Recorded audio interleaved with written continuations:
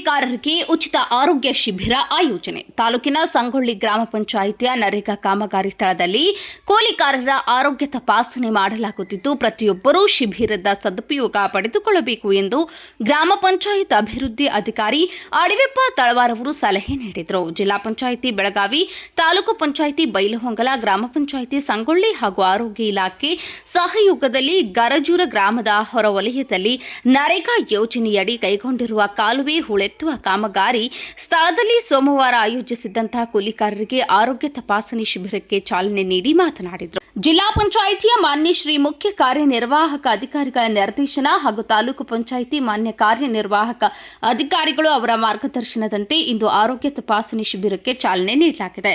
ಈ ಸಂದರ್ಭದಲ್ಲಿ ಗ್ರಾಮ ಪಂಚಾಯಿತಿ ಕಾರ್ಯದರ್ಶಿ Prabhu Naragatti, barefoot technician Siddappa Kambar, data entry operator Basanagouda Patil, ಗ್ರಾಮ ಕಾಯಕ ಮಿತ್ರ ಮಂಜುಳಾ ಹುಬ್ಬಳ್ಳಿ, ಸಿದ್ದಪ್ಪ ಗನಾಚಾರಿ ಸೇರಿದಂತೆ ಆಶಾ ಕಾರ್ಯಕರ್ತೆಯರು, ಆರೋಗ್ಯ ಇಲಾಖೆಯ ಸಿಬ್ಬಂದಿ, ಕೂಲಿಕಾರರು ಉಪಸ್ಥಿತರಿದ್ದರು.